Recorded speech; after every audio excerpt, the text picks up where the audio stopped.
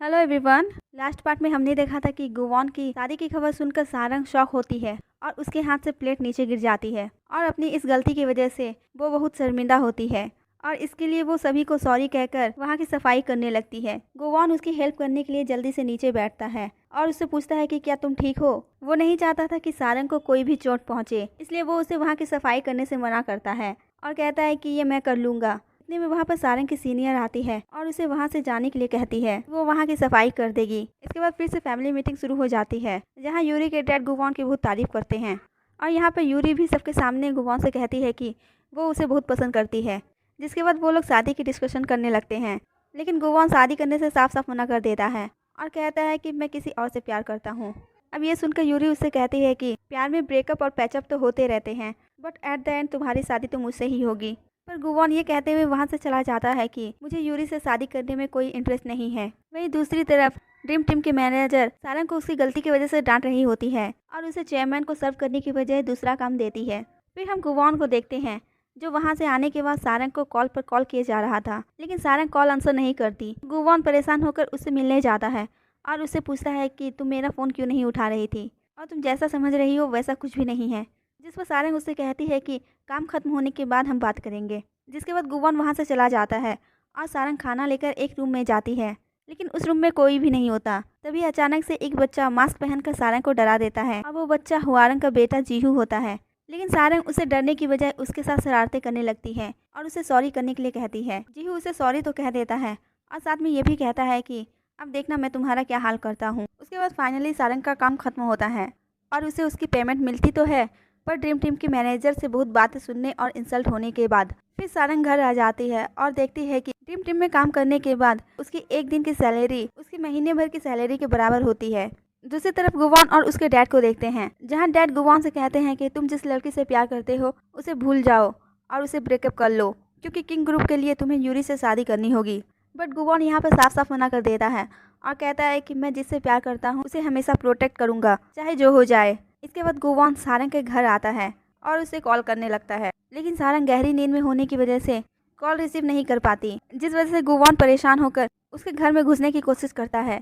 तभी वहाँ पे पुलिस आ जाती है और उसे चोर समझकर इन्वेस्टिगेट करने लगती है, लेकिन गुवॉन उन्हें बताता है कि यहाँ मेरी गर्लफ्रेंड रहती है और वो मेरा कॉल रिसीव नहीं कर रही, इसलिए मैं उसे मिलने आया हूँ। बट वो पुलिस वाला उसकी बातों पर यकीन नहीं करता, तो गुवॉन उन दोनों को लेकर बैठ जाता है और अपनी स्टोरी सुनाता है। लेकिन यहाँ पर वो दोनों गुवॉन की प्रॉब्लम सॉल्व करने की बजाय खुद आपस में लड़ने लगते हैं।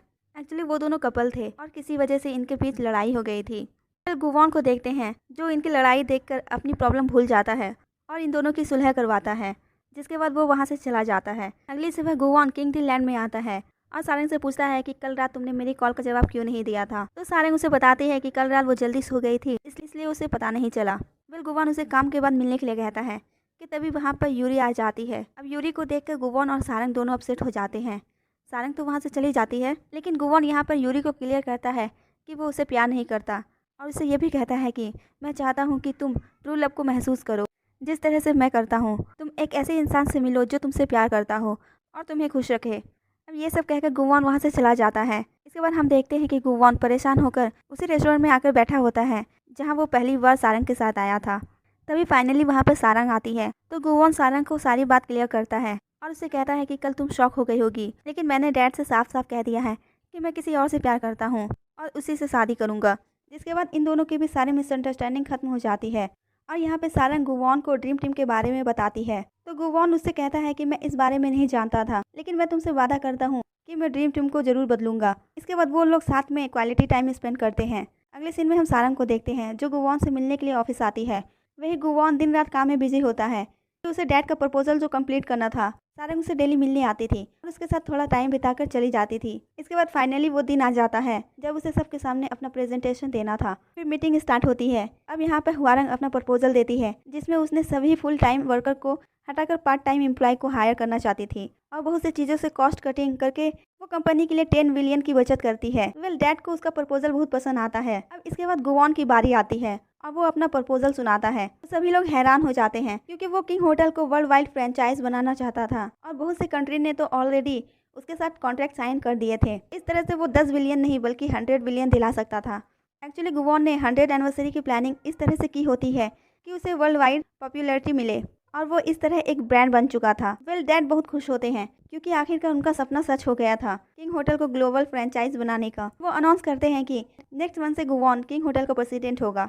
जिसके बाद हम हुआरंग को देखते हैं जो बहुत गुस्से में होती है। तभी उसका असिस्टेंट कहता है कि आपको अब होटल पे गिव अप कर देना चाहिए और आपके पास तो किंग एयरलाइन और किंग डिस्ट्रीब्यूशन है। लेकिन हुआरंग कहती है कि भले ही होटल कितना छोटा हो लेकिन मैं इसे गुवॉन को लेने नहीं दूंगी क्योंकि मैं जानती हूँ कि गुवॉन को ये होटल बहुत पसंद है, इसलिए मैं उसे कामयाब नहीं होने दूंगी। अगले सीन में हम देखते हैं कि चेयरमैन सारंग को अपने पास बुलाते हैं और उसे एक पर्सनल रिक्वेस्ट करते हैं क्योंकि जीहू चाहता था कि जब तक वो कोरिया में है सारंग उसकी नैनी बने। इसलिए चेयरमैन सारंग से रिक्वेस्ट करते हैं तो सारंग भी चेयरमैन की रिक्वेस्ट को मना नहीं करती और मान जाती है। फिर वो जीहू के पास जाती है और उसके साथ मिलकर बहुत सारी मस्ती करती है क्योंकि सारंग जीहू का नेचर जान चुकी थी कि वो किस तरह का बच्चा है और वो कितना अकेला है, इसलिए वो उसे छोटे भाई की तरह ट्रीट करती है। फिर हम देखते हैं कि सारंग जीहू के लिए खाना लेकर जा रही होती है।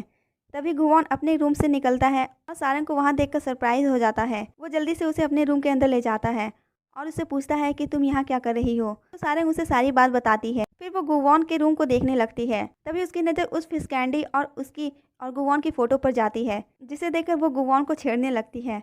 लेकिन गुवॉन उस फोटो को छीनने लगता है, जिस वजह से वो दोनों नीचे गिर जाते हैं। गुवॉन सारंग को जैसे ही किस करने वाला होता है कि इतने में वहाँ पर जीहू आ जाता है। अब जीहू की आवाज़ सुनकर वो दोनों जल्दी से उठकर छुपने लगते हैं, लेकिन सारंग सारी चीज़ें संभाल लेती है और उसके साथ हाइड एंड सीक खेलने लगती है। फिर बाद में गुवॉन सारंग को उसके घर छोड़ने जाता है तो सारंग गुवॉन से जीहू के बारे में बात करती है। वो उसे बताती है कि जीहू बहुत ही अकेला है, उसे अपनों के अटेंशन की ज़रूरत है। सारंग की बात सुनने के बाद गुवॉन उसके पास जाता है और उसे सोफे पर सोया देखकर उसे कमरे में जाने के लिए कहता है। तो जीहू उससे कहता है कि आज वो अपनी मॉम को ज़्यादा मिस कर रहा है और वो उससे मिलना चाहता है क्योंकि वो उसे 2-3 दिन से नहीं मिला है। कि तभी इतने में हुआरंग आती है और वो गुस्से में जीहू को डांट कर कमरे में जाने के लिए कहती है। गुवॉन ये देखकर उससे कहता है कि तुम्हें जीहू पर ध्यान देना चाहिए, वो तुम्हें कितना मिस करता है। जिस पर हुआरंग उसे कहती है कि क्या तुम्हें जीहू में अपना बचपन नज़र आ रहा है? मैं तुम्हारी मॉम की तरह जीहू को अकेला छोड़कर नहीं जाऊंगी। अब गुवॉन ये सुनकर अपसेट हो जाता है। वो जीहू के पास जाता है और वो उसकी विश पूछता है। उसके बाद हम सारंग, गुवॉन और जीहू को एक साथ देखते हैं जो पिकनिक के लिए आए होते हैं। एक्चुअली जीहू की यही विश होती है कि वो साथ में एक साथ पिकनिक पर आएँ। अब ये लोग यहाँ पर बहुत सारे एंजॉय करते हैं। उसके बाद हम देखते हैं कि गुवॉन उस लेडी ओक्चा से मिलने आता है जो उसकी मॉम के बारे में जानती थी। गुवॉन उससे पूछता है कि आपने ही मुझे वो रिकॉर्ड भेजे थे, जिस पर ओक्चा उसे हाँ कहती है और उसे उसकी मॉम की स्टोरी सुनाती है कि वो उसे छोड़कर क्यों चली गई। और वो उससे पूछती है कि क्या तुम अपनी मॉम से मिलना चाहते हो, जिस पर गुवॉन मना कर देता है और कहता है कि मुझे सिर्फ उनके बारे में जानना था, मुझे उनसे मिलने में कोई इंटरेस्ट नहीं है। वेल जिसके बाद वो बहुत ज़्यादा अपसेट होता है और अपनी मॉम की दी हुई वॉच एक बॉक्स में बंद करके रख देता है। फिर वो अपना दुख भुलाने के लिए सारंग के घर आता है, जहाँ पर सारंग उसके लिए डिनर बनाती है। डिनर के बाद गुवॉन सारंग को सारी बात बताता है तो यहाँ पर सारंग गुवॉन को हक करती है और उसे कंफर्ट करती है। लेकिन बाहर से कोई छुपकर इन दोनों की फोटोज ले लेता है और ये एपिसोड यहीं पे खत्म होता है। अब इन दोनों की फोटोज कौन ले रहा होता है ये हमें आने वाले एपिसोड में पता चलेगा। और अगर आपको मेरी एक्सप्लेनेशन पसंद आए तो प्लीज़ लाइक से एंड सब्सक्राइब जरूर करें। Thanks for watching, take care, bye bye.